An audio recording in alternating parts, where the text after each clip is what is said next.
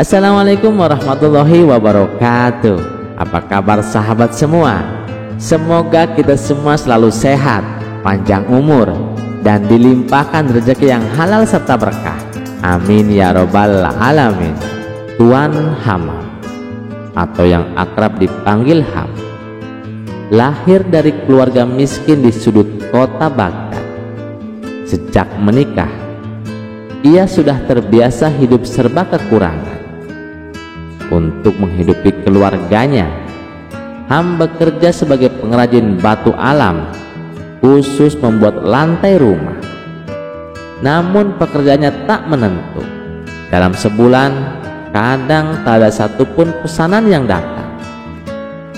Hingga pada suatu hari, datanglah kesempatan besar yang mengubah hidupnya.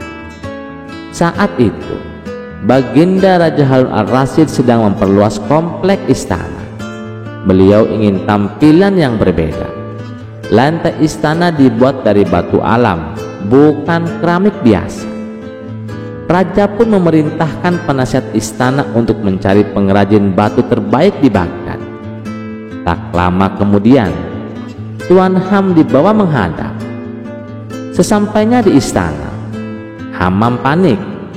Dalam hatinya ia bergumam, apa salahku sampai dipanggil raja? Apakah aku akan dihukum? Namun Raja Harun hanya tersenyum dan bertanya, siapa namamu, Tuan? Hamam, Baginda. Biasanya dipanggil Ham, jawabnya gugup. Kau pengrajin batu lantai? Betul, Baginda, jawab Hamam. Baginda melanjutkan, aku ingin lantai istana dipasangi batu alam berukuran 60 kali 60. Tolong ukur bangunannya dan hitunglah kebutuhannya. Dengan penuh semangat, Ham mengukur seluruh area istana. Beberapa hari kemudian, ia kembali ke istana menyampaikan hasilnya kepada Baginda. Ampun, Baginda, sekitar 1000 keping batu yang diperlukan untuk lantai istana, Baginda. Ya sudah, besok kamu mulai kerjakan, perintah Baginda Raja. Proyek itu pun dimulai. Tuan Ham bekerja dengan penuh dedikasi, dan hasilnya luar biasa. Lantai batu itu tampak megah dan unik, membuat semua mata terpesona. Sejak saat itu, nama Tuan Ham dikenal sebagai pengrajin batu alam paling ahli di Baghdad. Kesuksesannya melejit. Ia membuka toko bangunan di berbagai penjuru kota, menjual batu alam sebagai alternatif murah pengganti keramik. Hartanya melimpah, usahanya berkembang pesat. Namun, seperti banyak kisah orang sukses lainnya, Ham mulai terlena. Ia mulai meminjamkan uang pada warga miskin dengan sistem bunga. Bahkan ia mendirikan bank keliling yang menyasar para pedagang pasar dengan pinjaman berbunga tinggi. Ham tak memahami bahaya riba. Tanpa disadari, usahanya mulai goyah. Konflik keluarga muncul hingga akhirnya istrinya menggugat cerai.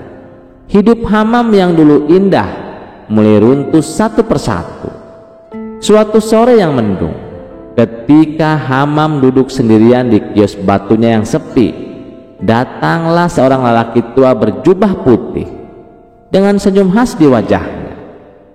Ia duduk tanpa izin, mengambil sebutir batu dari tumpukan.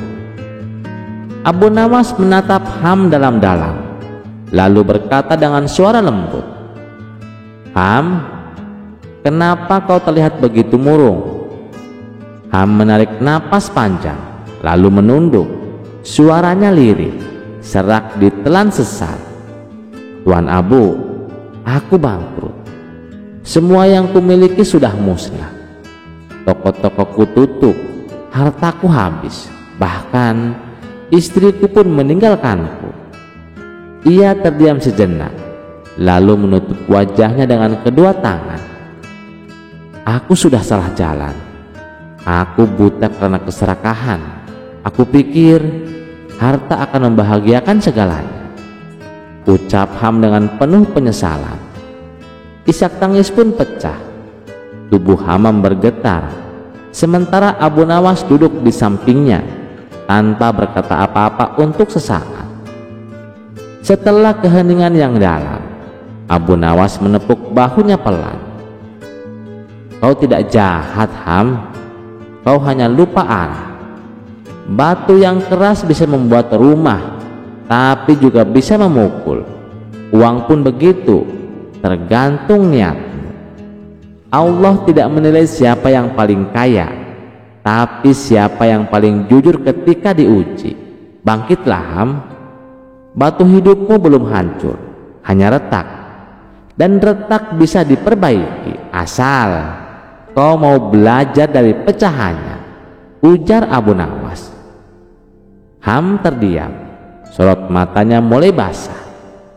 Abu Nawas melanjutkan, jika kau ingin usahamu kuat seperti batu, jangan bangun di atas riba. Karena riba seperti pasir, ia licin, menipu, dan akan menenggelamkanmu perlahan. Kata-kata itu menancap di hati Hamam. Sejak itu, Tuan Ham mulai menata ulang kehidupannya. Ia menjual aset-aset mewah, menutup sistem bunga, dan menjalani kehidupan yang lebih sederhana.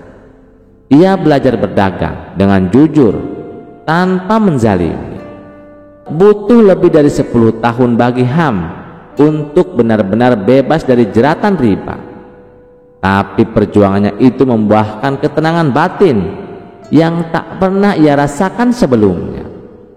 Kini Ham tetap berdagang batu, namun dengan prinsip baru, kejujuran, keberkahan, dan sesuai ajaran agama. Ia sadar ketenangan hidup bukan soal banyaknya uang, tapi tentang bisnis yang bersih dan hati yang lapang. Setiap kali melihat batu, ia teringat Abu Nawas yang datang seperti angin, mengucap satu nasihat, lalu pergi sebelum sempat diberi ucapan terima kasih.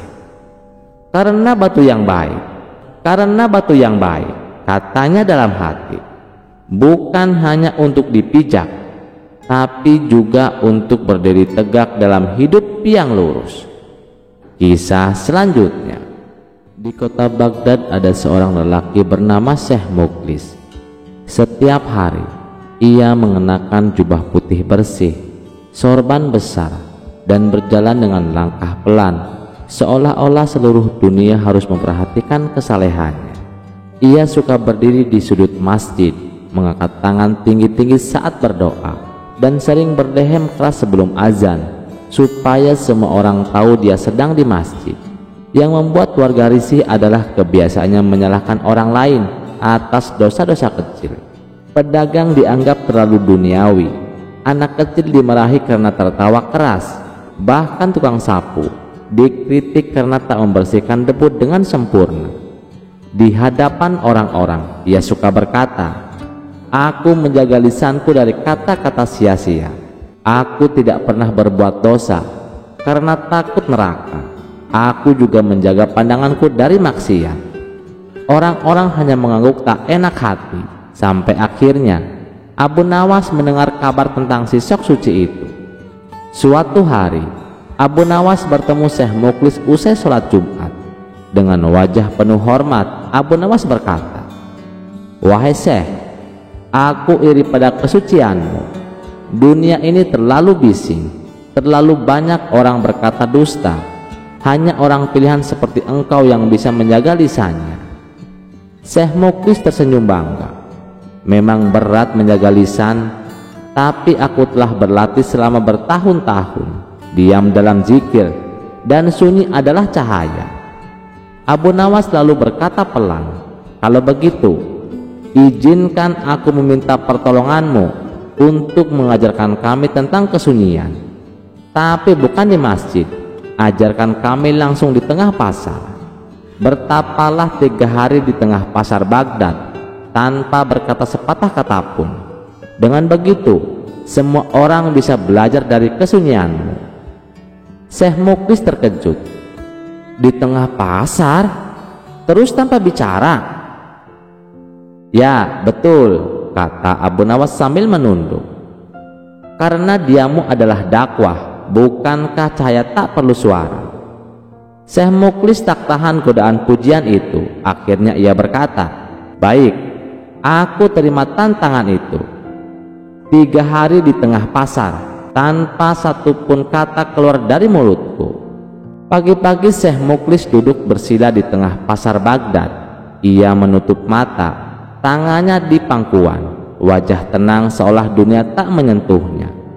Pedagang-pedagang heran, anak-anak tertawa melihatnya. "Loh, kenapa Syekh jadi patung? Dia kerasukan zikir ya?" Seorang tukang roti melempar roti kering ke depannya, berpikir dia mengemis. Seorang nenek hampir menyiram dengan air pel karena dikira batu besar. Tapi Syekh Muklis tetap diam. Gigi gerahamnya mulai menggertak, tapi ia bertahan. Abu Nawas mulai mengerjai. Ia mengajak anak-anak kecil lewat dan berkata keras, "Awas, jangan ganggu batu suci itu. Konon kalau disentuh bisa berubah jadi ular." Anak-anak langsung penasaran. Mereka mendekat, menatap lekat-lekat wajah Syekh. Bahkan ada yang menggambar kumis di udara. Seorang pemuda lewat dan mengangkat kucing ke depan wajah Syekh. Kucingnya menjilat dagu Syekh yang hampir bersin, tapi ia tutup dengan tangan. Abu Nawas kembali lewat sambil berteriak, "Sungguh kuat orang ini. Dia tidak bicara. Mungkin karena dia tidak tahu harus bicara apa." Orang-orang mulai tertawa, tapi Syekh tetap diam. Kini wajahnya memerah, perutnya keroncongan, tapi gengsi tak boleh runtuh. Abu Nawas muncul membawa seorang wanita tua yang sangat cerewet. "Ini nenekku, Syekh. Ia suka sekali curhat. Tolong dengarkan ya, tapi jangan bicara." Nenek itu duduk di samping Syekh dan mulai cerita. Dari zaman dinasti Umayyah sampai harga telur naik. 2 jam kemudian, Syekh gemetar, matanya memerah, mulutnya mulai bergerak. Dan akhirnya, "Cukup. Aku lebih pilih masuk neraka daripada dengar cerita nenekmu."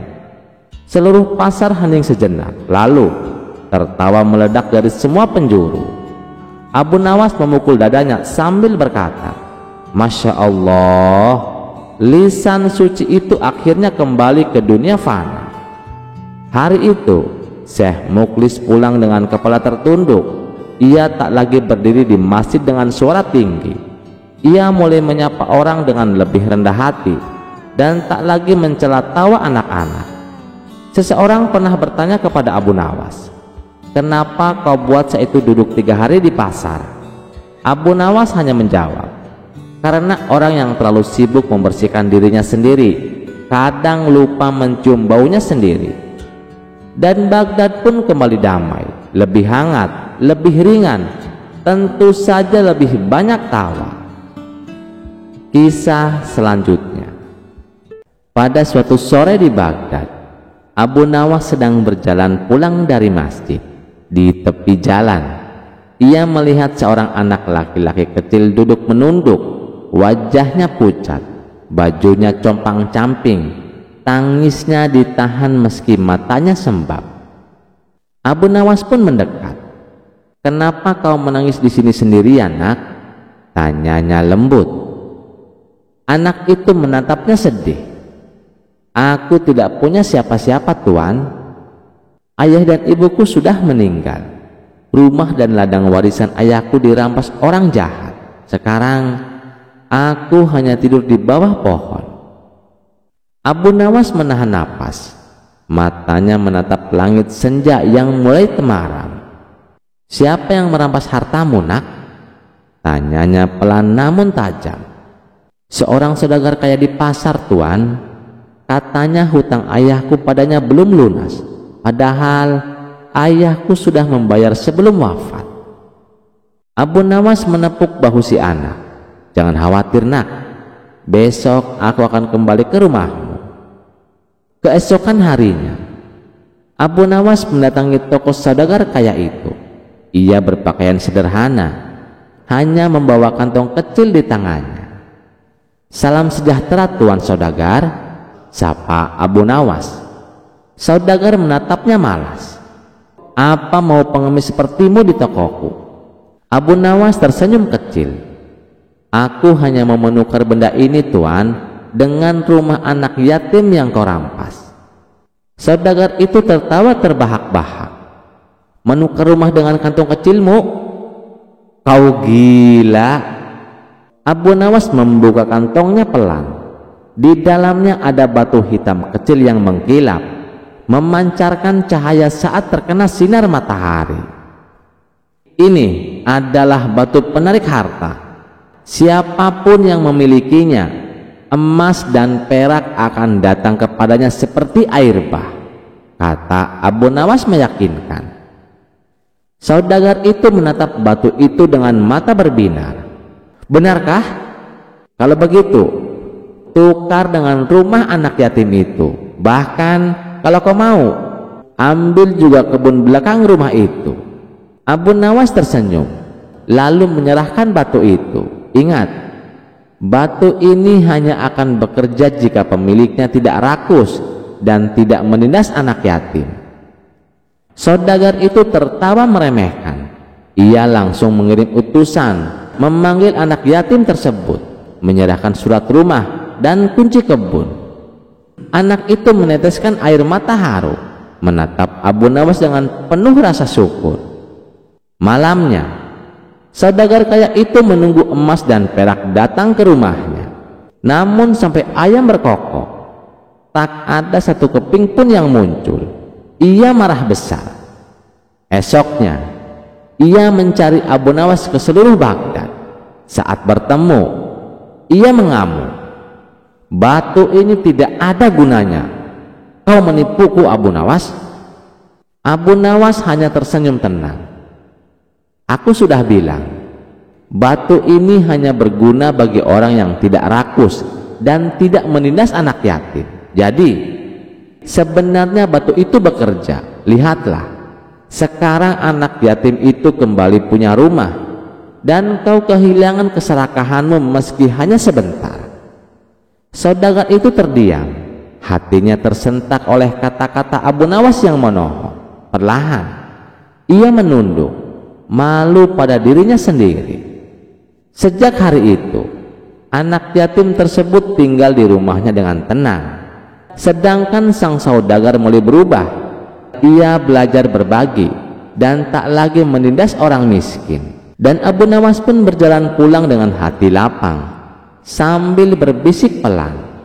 Menipu orang jahat demi menolong anak yatim adalah tipu daya yang akan selalu diridhoi oleh Tuhan. Kisah selanjutnya. Pada suatu pagi, Abu Nawas berjalan santai di pasar Baghdad, menikmati udara segar bercampur aroma rempah dan sayur mayur. Ia menikmati pemandangan para pedagang yang bersemangat menawarkan dagangannya. Saat melewati sebuah lapak sederhana, Abu Nawas melihat seorang nenek tua penjual sayur. Wajahnya keriput, namun matanya tajam dan bibirnya selalu tersenyum.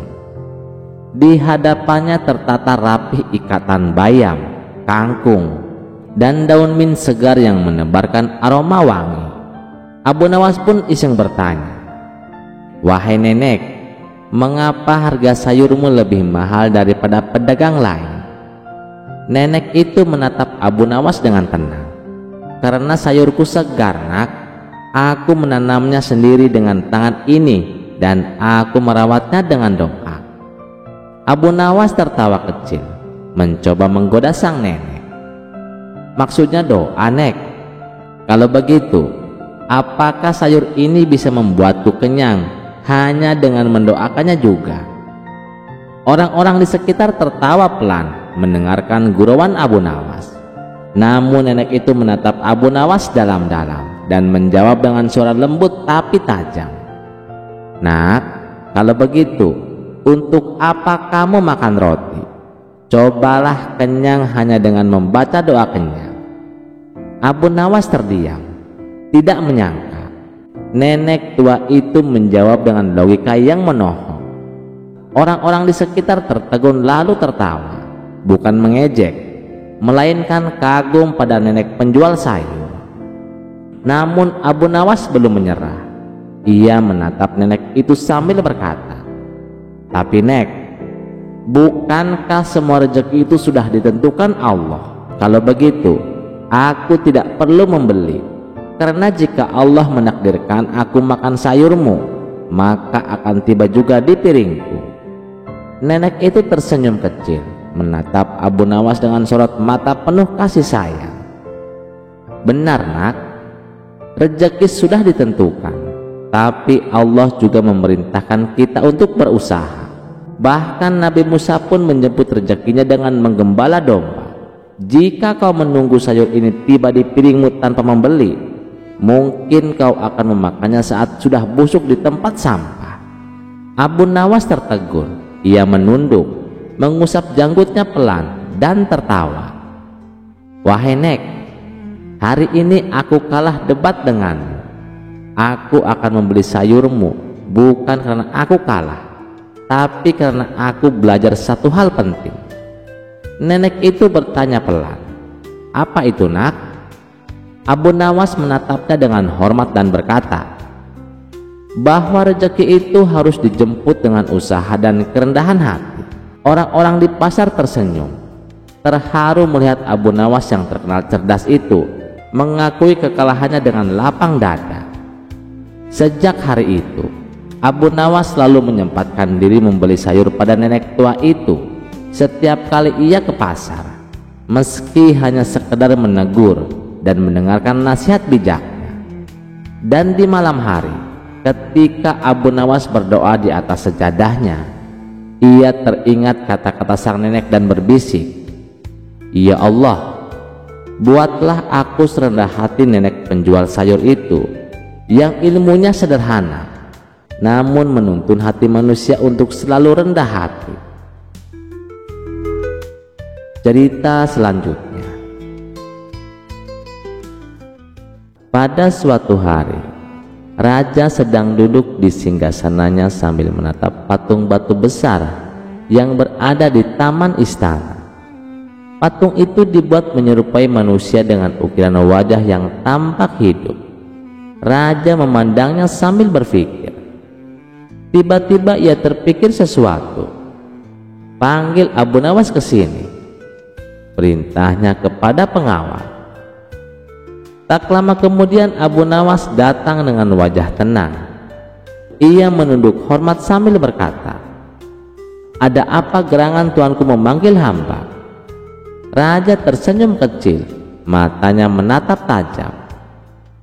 "Abu Nawas, hari ini aku ingin menguji kecerdikanmu lagi." Abu Nawas menelan ludah lalu berkata, "Ujian apa lagi tuanku?" Raja menunjuk patung batu itu. "Aku ingin kau menghidupkan patung ini dengan doamu. Jika kau berhasil, aku akan memberimu emas dan permata. Tapi jika gagal, kau akan tahu akibatnya." Abu Nawas menatap patung batu itu lama sekali. Dalam hati ia berkata, "Bagaimana mungkin aku menghidupkan batu? Aku bukan seorang nabi." Namun dengan wajah tenang, ia mendekati patung itu. Lalu ia menengadahkan kedua tangannya dan berdoa dengan suara keras, "Ya Allah, jika Engkau menghendaki patung ini hidup, maka ia akan hidup. Namun jika Engkau tidak menghendakinya, maka ia akan tetap menjadi batu seperti sekarang. Dan tidak ada satupun makhluk di bumi ini yang dapat mengubah kehendak-Mu, termasuk hamba-Mu yang hina ini." Ia menoleh kepada raja sambil berkata pelan namun tegas, "Tuanku, hamba sudah berdoa. Jika patung ini tetap diam, berarti Allah tidak menghendakinya hidup. Bukankah kita hanya hambanya, tidak berkuasa atas takdirnya? Raja terdiam. Ia menatap patung itu. Tentu saja tetap batu. Namun ucapan Abu Nawas menusuk hatinya dalam-dalam. Raja terdiam. Ia menatap patung itu. Tentu saja tetap batu. Namun ucapan Abu Nawas menusuk hatinya dalam-dalam. Raja pun tertunduk, menyadari bahwa tidak ada satupun makhluk yang dapat melawan kehendak Tuhan. Raja pun tersenyum dan berkata, "Abu Nawas, kau memang bukan hanya cerdik, tapi juga bijaksana. Aku hanya mengujimu, dan kali ini kau lulus." Raja kemudian memerintahkan pengawal untuk memberikan emas, perak, dan kain sutra terbaik kepada Abu Nawas sebagai hadiah atas kebijaksanaan dan kecerdasannya hari ini. Abu Nawas pulang dengan hati penuh syukur dan berdoa dalam hati, "Ya Allah, jangan jadikan aku sombong dengan kecerdikanku, karena semua berasal darimu." Kisah selanjutnya, cerita selanjutnya. Di salah satu sudut pasar Baghdad yang ramai, berdirilah seorang pria bernama Syahban, tukang obat keliling yang suaranya bisa mengalahkan genderang perang. Ia memakai jubah warna-warni, sorban tinggi, dan membawa tas besar berisi botol-botol aneh. Dengan mulut manisnya, ia berteriak, "Obat kuat, obat sehat, obat kaya 7 turunan. 1 tetes bisa menyembuhkan 7 penyakit, dan 1 teguk bisa membuatmu bicara dengan malaikat." Orang-orang berkumpul. Syahban lalu menunjuk seorang pemuda dan berkata, "Kau sakit kepala? Coba oles ini."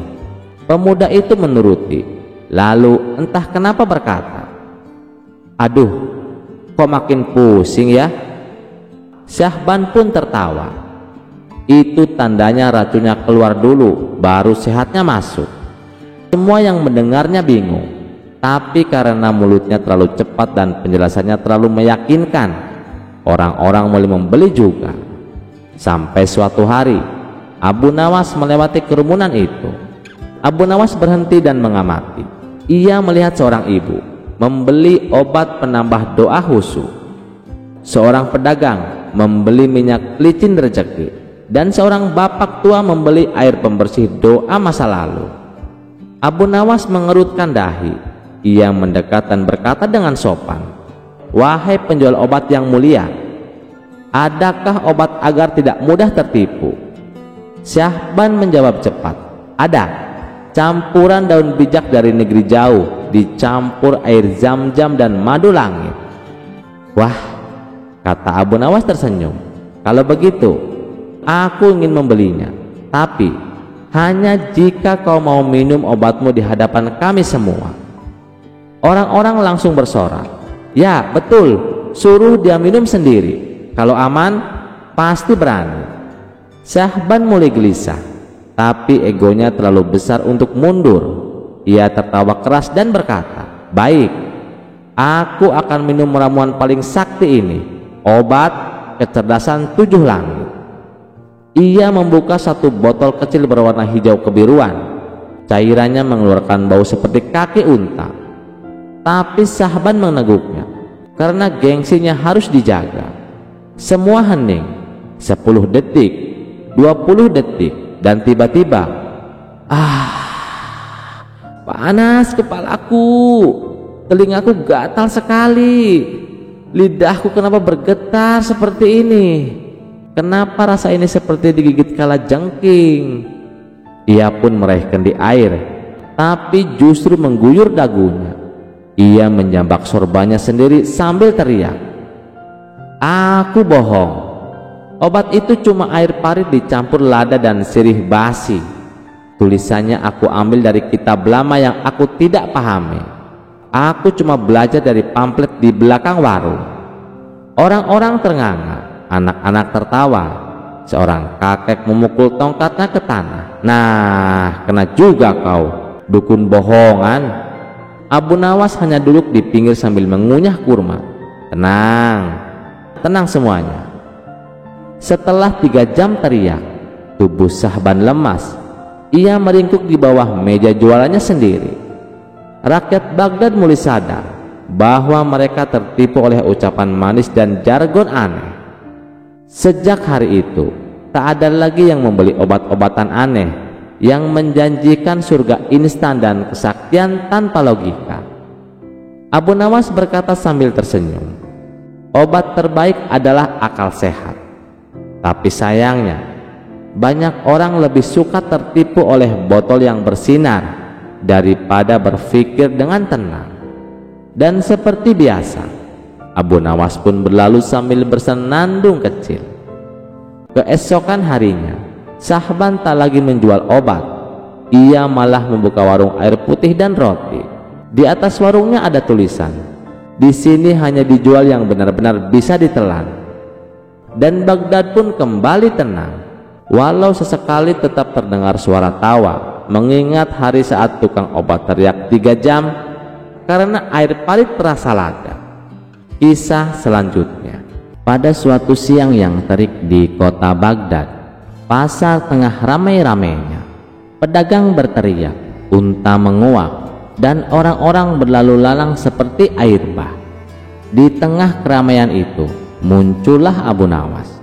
Seperti biasa, wajahnya cerah, matanya tajam, dan senyumannya menyimpan ribuan rencana. Namun kali ini ia membawa seikat gulungan kertas yang diikat dengan benang emas. Ia berdiri di tengah pasar, lalu berteriak lantang, dijual tiket menuju surga, tanah di Taman Firdaus. Siapa cepat, dia selamat. Orang-orang berhenti, tertawa kecil, sebagian menggelengkan kepala. Tapi seperti biasa, keanehan Abu Nawas selalu berhasil menarik perhatian. Tak lama kemudian, muncullah Tuan Harun, seorang saudagar kaya raya yang terkenal sangat kikir, tapi suka pamer kesalehan. Jubahnya mengkilap, sepatunya dari kulit onta impor, tapi wajahnya tak pernah senyum kalau disuruh bersedekah. Abu Nawas, seru Tuan Harun mendekat. Apa ini yang kau jual? Kuburan? Abu Nawas membungkuk hormat. Ini bukan sembarang kuburan, Tuan. Ini kapling khusus di surga, lokasi premium, dekat pohon bidara, angin sepoi-sepoi, dan ada aliran sungai susu di sampingnya. Tuan Harun mendengus. Kau pikir aku bodoh, Abu Nawas? Ah, tentu tidak, Tuan. Tapi kau juga bukan orang biasa. Justru orang sehebat Tuanlah yang pantas memesan tempat di surga sejak dini. Tuan kan dermawan dan rajin ibadah pula. Abu Nawas tersenyum sambil mengedip, atau setidaknya tampak seperti itu. Tuan Harun terdiam. Ia tahu bahwa Abu Nawas sedang menyindirnya, tapi egonya lebih besar daripada logikanya. Apa buktinya kapling itu di surga? Abu Nawas mengangkat gulungan kertas itu. Ini suratnya, Tuan. Tanda tangan langsung dari malaikat Ridwan, katanya sembari menekan suara seolah-olah itu rahasia besar. Tuan Harun yang lebih suka dihormati daripada memahami langsung tergoda. Ia melihat surat itu. Sebenarnya hanya gulungan kertas kosong dengan tulisan Arab miring-miring dan cap lilin berwarna emas. Tapi matanya sudah silau duluan. Berapa harganya? 10 dinar saja, Tuan. Wah, mahal, sahut Tuan Harun. Aku ini calon penghuni surga, masa tidak dapat diskon?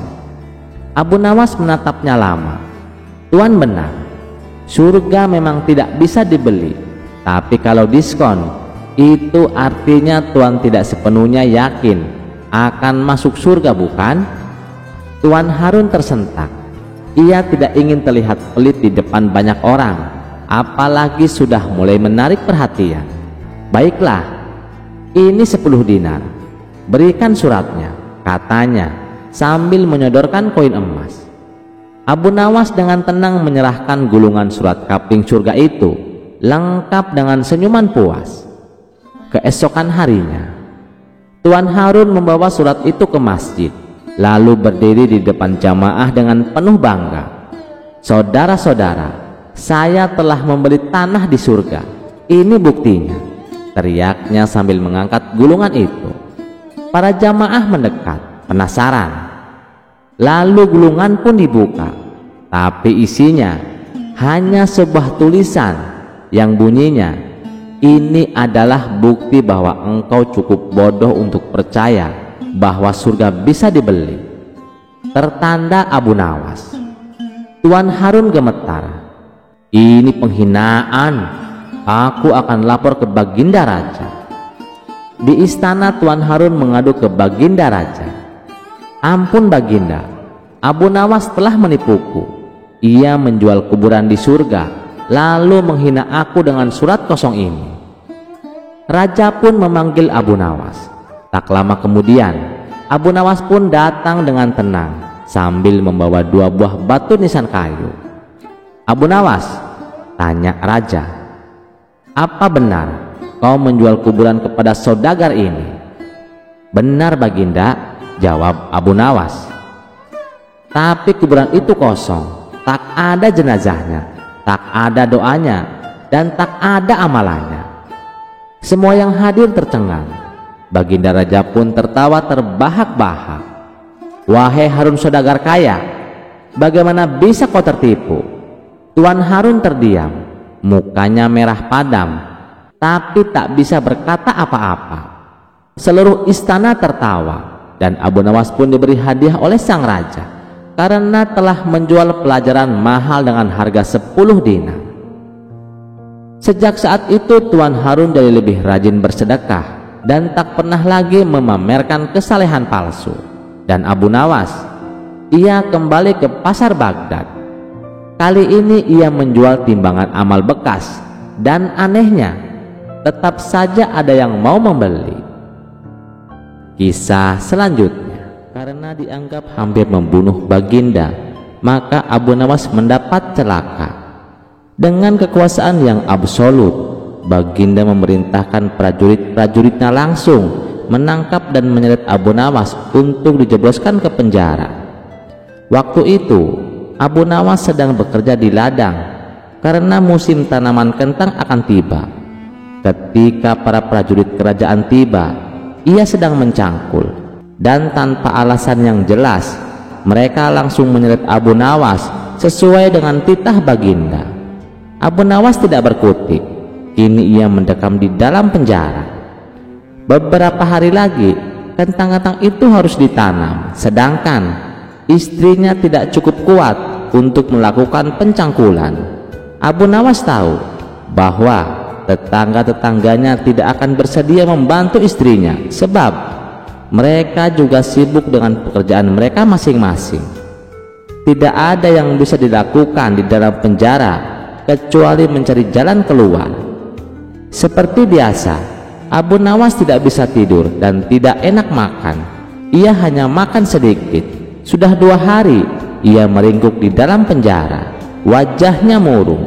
Hari ketiga Abu Nawas memanggil seorang pengawal. Hari ketiga, Abu Nawas memanggil seorang pengawal. "Bisakah aku minta tolong padamu?" kata Abu Nawas membuka pembicaraan. "Apa itu?" kata pengawal itu tanpa gairah. "Aku ingin pinjam pensil dan selembar kertas. Aku ingin menulis surat untuk istriku. Aku harus menyampaikan sebuah rahasia penting yang hanya boleh diketahui oleh istriku saja." Pengawal itu berpikir sejenak, lalu pergi meninggalkan Abu Nawas. Ternyata pengawal itu menghadap Baginda Raja untuk melapor. Mendengar laporan dari pengawal, Baginda segera menyediakan apa yang diminta oleh Abu Nawas. Dalam hati Baginda bergumam, mungkin kali ini ia bisa mengalahkan Abu Nawas. Abu Nawas menulis surat yang berbunyi, "Wahai istriku, janganlah engkau sekali-kali menggali ladang kita, karena aku menyembunyikan harta karun dan senjata di situ. Dan tolong, jangan bercerita kepada siapapun. Tentu saja surat itu dibaca oleh Baginda karena beliau ingin tahu apa sebenarnya rahasia Abu Nawas. Setelah membaca surat itu, Baginda merasa puas dan langsung memerintahkan beberapa pekerja istana untuk menggali ladang Abu Nawas. Dengan peralatan yang dibutuhkan, mereka berangkat dan langsung menggali ladang Abu Nawas. Istri Abu Nawas merasa heran, mungkinkah suaminya minta tolong pada mereka? Pertanyaan itu tidak terjawab karena mereka kembali ke istana tanpa pamit. Mereka hanya menyerahkan surat Abu Nawas kepadanya. 5 hari kemudian, Abu Nawas menerima surat dari istrinya. Surat itu berbunyi, "Mungkin suratmu dibaca sebelum diserahkan kepadaku, karena beberapa pekerja istana datang ke sini 2 hari yang lalu. Mereka menggali seluruh ladang kita. Lalu apa yang harus aku kerjakan sekarang?" Rupanya istri Abu Nawas belum mengerti muslihat suaminya. Tetapi dengan bijaksana, Abu Nawas membalas, "Sekarang engkau bisa menanam kentang di ladang tanpa harus menggali, wahai istriku." Kali ini Baginda tidak bersedia membaca surat Abu Nawas lagi. Baginda makin mengakui keluar biasaan akal Abu Nawas. Bahkan di dalam penjara pun Abu Nawas masih bisa melakukan pencangkulan. Cerita selanjutnya, suatu hari Baginda Raja punya niat merayakan pesta hari jadi kerajaan. Raja berniat untuk merayakan pesta bersama dengan rakyatnya, dan hari yang dinanti pun telah tiba. Rakyat telah berkumpul di depan istana kerajaan. Setelah beberapa saat rakyat menunggu, akhirnya sang raja menyampaikan pidatonya. "Wahai rakyatku, dengarkanlah. Hari yang penuh bahagia ini, aku akan memberikan hadiah kepada fakir miskin.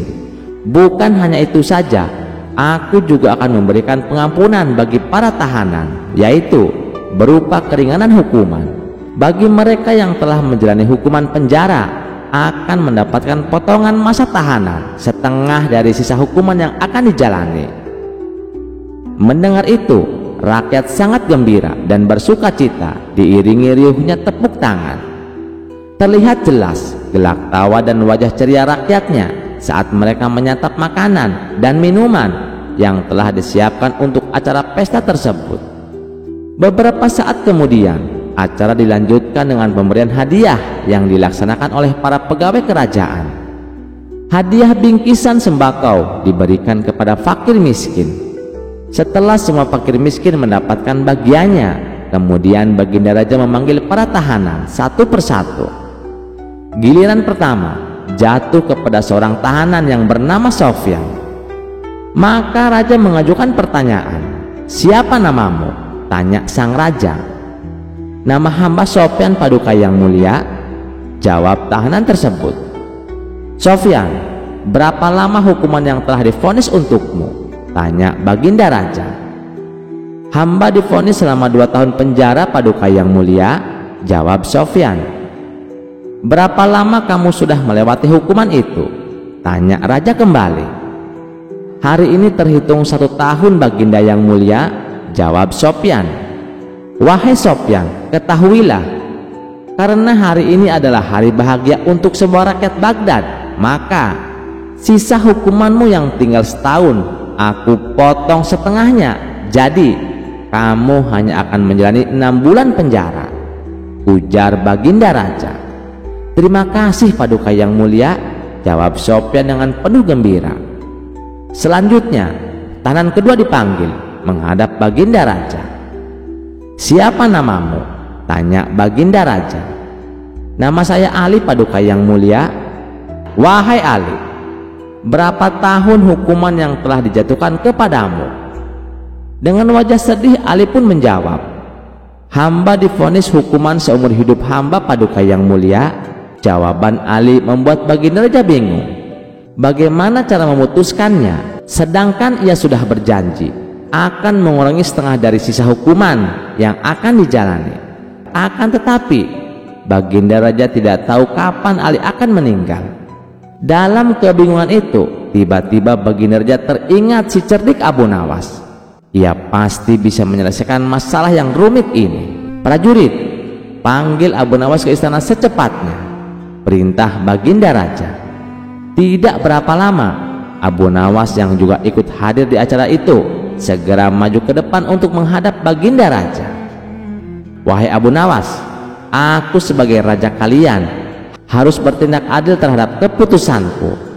Aku harus memberi keringanan hukuman kepada Ali. Namun, bagaimana aku tahu sisa umur Ali sekarang? Beri aku nasihat terbaikmu. Bagaimana cara mengampuni Ali terkait sisa masa tahanannya? Pinta sang raja. Sejenak Abu Nawas terdiam. Ia pun juga merasa bingung, sebab tidak ada seorang pun yang bisa tahu kematian orang lain.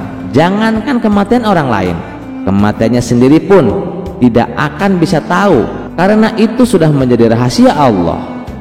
Kemudian Abu Nawas memejamkan matanya. Setelah lama berpikir, tiba-tiba keluar ide cemerlang dari otak seorang Abu Nawas.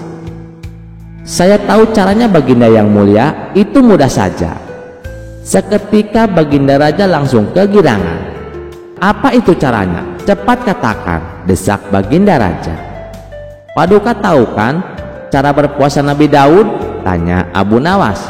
Iya, saya tahu. Sehari berpuasa, sehari tidak. Sekarang puasa, besoknya tidak. Besoknya puasa lagi, lalu besoknya lagi tidak puasa, dan seterusnya. Tapi apa hubungannya dengan solusi masalah ini? Tanya Baginda heran. Abu Nawas lalu menjelaskan, justru itu solusi yang tepat untuk Ali Baginda yang mulia. Sehari di penjara, sehari tidak. Sekarang di penjara, besoknya tidak, dan begitu seterusnya. Hal ini berlaku sepanjang hidup Ali. Baginda Raja pun tertegun dengan solusi yang Abu Nawas jelaskan. Kamu memang benar-benar cerdas, Abu Nawas. Sebagai rasa terima kasihku, kamu akan saya kasih hadiah sekantong keping emas. Setelah acara pesta bubar, Abu Nawas pun pulang dengan membawa hadiah dari sang raja. Kisah selanjutnya. Suatu hari nasib buruk menimpa Abu Nawas. Rumah tua yang selama ini ia tinggali roboh akibat hujan deras dan angin kencang. Abu Nawas kehilangan tempat tinggalnya. Seluruh harta bendanya pun lenyap tanpa sisa. Ia butuh rumah baru, dan ia tahu tidak ada orang lain yang cukup kaya untuk membantunya selain Baginda Raja. Sayangnya, meminta bantuan secara langsung bukanlah pilihan yang memungkinkan. Ia tahu Baginda Raja memang murah hati, namun ia juga dikenal sebagai sosok yang sangat bangga diri, sombong, dan percaya takdir serta ramalan. Maka Abu Nawas pun mulai menyusun rencana liciknya. Malam itu, Abu Nawas duduk termenung di bawah langit penuh bintang. Ia berpikir, lalu tersenyum penuh arti. Aha, kalau Baginda Raja suka ramalan, kenapa tidak kubuat ramalan khusus untuknya? Ia segera mengarang sebuah kisah mimpi mistis, penuh simbol, pesan langit, dan tentu saja rumah mewah. Keesokan harinya, dengan jubah compang-camping tapi gaya berjalan bak bangsawan, Abu Nawas masuk ke istana. Ia berpura terengah-engah, seakan baru terbangun dari mimpi panjang yang mengguncang hidupnya. Wahai Baginda Raja, kata Abu Nawas dengan suara berat dan penuh drama, aku datang membawa kabar dari langit. Sultan yang tengah bersantai mendongkak penasaran. Apa maksudmu, Abu Nawas? Abu Nawas melanjutkan, maaf Baginda, semalam aku bermimpi didatangi 7 malaikat dan 1 jin penjaga takdir. Mereka berkata bahwa keberlangsungan kerajaanmu bergantung pada sebuah rumah megah yang dibangun sesuai kemuliaan namamu. Sultan terbelalak. Rumah? Benar Baginda. Rumah itu harus dibangun dengan taman yang menghadap ke arah matahari terbit. Tiangnya dari kayu cedar pilihan, dan jendelanya menghadap ke arah bintang keberuntunganmu, Buruj Al-Mu'azzam. Jika tidak, wahai Baginda, rezekimu akan menurun dan kerajaan bisa kehilangan kejayaan. Abu Nawas menghela napas dalam-dalam, lalu menatap lurus pada Baginda Raja. Dan anehnya, rumah itu bukan untuk Baginda, melainkan harus dibangun untuk seorang wakil rakyat yang mewakili kebijaksanaan dan kecerdikan bangsa. Sultan yang suka disanjung pun langsung merasa bahwa ini adalah panggilan takdir. Dan orang itu yang kau maksud adalah dirimu sendiri, Abu Nawas? Tanya Baginda Raja. Aku tidak berani berkata begitu, Baginda, jawab Abu Nawas sambil menunduk rendah. Namun dalam mimpi itu, Baginda, malaikat menyebut namaku 3 kali. Baginda terpesona. Dalam benaknya, mimpi itu bukan hanya ramalan, itu adalah perintah langit. Ia merasa bangga, bahkan surga mempercayainya untuk menjaga takdir kerajaan melalui pembangunan rumah mewah untuk Abu Nawas. Baiklah, kata Baginda mantap, panggil arsitek terbaik. Baiklah, kata Baginda mantap, panggil arsitek terbaik, bangun rumah sebagaimana yang digambarkan Abu Nawas. Abu Nawas pura-pura menolak, lalu dengan berat hati menerima takdir tersebut. Dalam hatinya, ia menarik kegirangan. Beberapa bulan kemudian, rumah baru yang megah berdiri indah di pinggir sungai, dengan taman rapih, pilar tinggi, dan jendela-jendela indah menghadap ke arah bintang keberuntungan. Abu Nawas tinggal di dalamnya dengan nyaman, tanpa mengeluarkan 1 keping pun uang. Dan Baginda Raja, ia masih tersenyum bangga, mengira dirinya telah menyelamatkan nasib kerajaan. Masyarakat Baghdad pun hanya bisa menggeleng-geleng kepala sambil berkata, Abu Nawas lagi-lagi menang. Dan yang ia tipu kali ini tidak lain adalah sang penguasa sendiri. Kisah ini kembali membuktikan bahwa kecerdikan dapat mengalahkan kekuasaan. Dengan 1 mimpi palsu dan sejuta kepandaian, Abu Nawas berhasil mendapatkan rumah mewah tanpa harus membayar. Sementara Baginda Raja yang terlalu percaya pada mimpi dan sanjungan menjadi korban dari permainan sang penipu ulung. Apakah Abu Nawas akan terus berhasil dengan tipu dayanya? Mari kita simak kisah selanjutnya. Dikisahkan suatu hari Abu Nawas dipanggil ke istana. Saat memasuki istana, Abu Nawas dihebohkan para pejabat kerajaan sudah berkumpul dengan wajah tegang di ruang utama istana. Ada apa ini? Apa yang terjadi? Tanya Abu Nawas. Salah satu penasehat mendekat dan berbisik, Abu Nawas, ini darurat. Baginda Raja sekarang. Mendengar itu, senyum Abu Nawas perlahan memudar. Ia melangkah ke ruang peraduan raja dan terkejut melihat sang Baginda terbaring lemah. Tubuhnya dingin seperti salju, wajahnya pucat, dan suaranya nyaris tak terdengar. Hanya matanya yang terbuka menatap kosong ke langit-langit. Tabib, penyihir istana, dan para ulama sudah mencoba segalanya, tapi hasilnya nihil. Timpal penasehat yang lain. Apa penyebabnya? Tanya Abu Nawas serius. Salah satu tabib menjawab pelan. Sebuah kutukan kuno dilemparkan oleh seorang dukun sakti yang tersinggung oleh raja dalam debat terbuka. Ia menyimpan dendam dan mengutuk Baginda secara halus tapi mematikan. Tak ada obat untuk ini, sambungnya. Abu Nawas hanya tersenyum tipis lalu berbisik, kalau sihir yang menanam, maka akal yang akan mencabutnya. Dalam hati ia menggumam, pasti dukun tua jelek itu lagi. Tak kapok-kapok juga main-main kutuk-kutukan. Pada malam harinya Abu Nawas bergerak cepat. Ia mengenakan jubah hitam lusuh, menyamar sebagai utusan istana. Dengan tongkat kayu tua dan langkah mengendap-endap, ia menuju hutan angker tempat sang dukun tinggal, di sebuah gubuk reot yang diselimuti kabut, yang dimana burung hantu pun ogah singgah. Setibanya di sana, ia mengetuk pintu dengan pelan. Tok, tok, tok. Pintu terbuka dan keluarlah sang dukun. Rambut acak-acakan, mata menyala merah, dan mulutnya komat kamit membaca mantra. "Apa kau datang untuk memohon belas kasihan?" tanya sang dukun dingin. Abu Nawas membungkuk rendah dengan suara pelan tapi meyakinkan. Ia berkata, "Bukan Dukun Agung, justru aku membawa kabar baik. Sang raja sangat berterima kasih atas kutukanmu.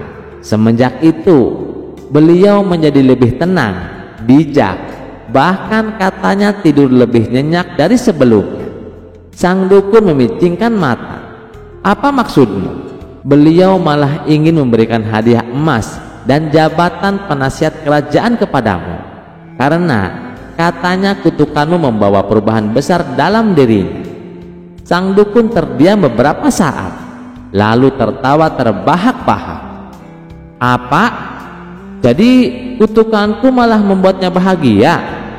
Dengan wajah merah padam, sang dukun mengangkat tangan dan berteriak, "Kalau begitu, aku cabut kutukannya, biar dia kembali ke sifat aslinya yang menyebalkan itu. Lihat apakah dia masih bisa tenang." Begitu mendengar itu, Abu Nawas buru-buru pamit dengan pura-pura panik, lalu melesat pulang ke istana. Dalam hati ia menyengir puas. "Terima kasih dukun, kau terlalu mudah dipancing." Keesokan harinya, raja bangun dari tidurnya. Tubuhnya mulai hangat, wajahnya cerah, dan suaranya kembali lantang. "Abu Nawas," panggilnya, "kemarilah sang penyelamatku." Abu Nawas datang dengan langkah ringan dan wajah kalem. Sang raja memeluk erat Abu Nawas. "Bukan sihir, tapi akalmu yang menyelamatkanku," katanya. Abu Nawas hanya tersenyum dan berkata, "Kadang yang kita butuhkan bukan pedang atau mantra, tapi satu kalimat yang tepat di waktu yang tepat." Kisah selanjutnya. Secara tak terduga, pangeran yang menjadi putra mahkota jatuh sakit. Sudah banyak tabib yang didatangkan untuk memeriksa dan mengobati, tapi tak seorang pun mampu menyembuhkannya. Akhirnya raja mengadakan sayembara. Sayembara boleh diikuti oleh rakyat dari semua lapisan, terkecuali oleh para penduduk negeri tetangga. Sayembara yang menyediakan hadiah menggiurkan itu dalam beberapa waktu berhasil menyerap ratusan peserta. Namun tak satu pun dari mereka berhasil mengobati penyakit sang pangeran. Akhirnya, sebagai sahabat dekat Abu Nawas, menawarkan jasa baik untuk menolong sang putra mahkota. Baginda Harun ar-Rasyid menerima usulan itu dengan penuh harap. Abu Nawas sadar bahwa dirinya bukan tabib. Dari itu, ia tidak membawa peralatan apa-apa. Para tabib yang datang di istana tercengang tanpa peralatan yang mungkin diperlukan. Mereka berpikir, mungkinkah orang macam Abu Nawas ini bisa mengobati penyakit sang pangeran? Sedangkan para tabib yang terkenal dengan peralatan yang lengkap saja tidak sanggup, bahkan penyakitnya tidak terlacak. Abu Nawas merasa bahwa seluruh perhatian tertuju padanya. Namun Abu Nawas tidak begitu memperdulikannya. Abu Nawas dipersilahkan memasuki kamar pangeran yang sedang terbaring. Ia menghampiri sang pangeran dan duduk di sisinya. Setelah Abu Nawas dan sang pangeran saling pandang beberapa saat, Abu Nawas berkata, "Saya membutuhkan orang tua yang di masa mudanya sering mengembara ke pelosok negeri." Orang tua itu yang diinginkan Abu Nawas didatangkan. "Sebutkan satu persatu nama-nama desa di daerah selatan," perintah Abu Nawas kepada orang tua itu. Ketika orang tua itu menyebutkan nama-nama desa bagian selatan, Abu Nawas menempelkan telinganya ke dada sang pangeran. Kemudian Abu Nawas memerintahkan agar menyebutkan bagian utara, barat, dan timur. Setelah semua bagian negeri disebutkan, Abu Nawas memohon agar diizinkan mengunjungi sebuah desa di sebelah utara. Raja merasa heran. "Engkau kuundang ke sini bukan untuk bertamasya, Abu Nawas." "Hamba tidak bermaksud berlibur, Yang Mulia," kata Abu Nawas. "Tetapi aku paham," kata raja. "Maafkan hamba paduka yang mulia, kurang bijaksana rasanya bila hamba jelaskan sekarang," kata Abu Nawas. Abu Nawas pergi selama 2 hari.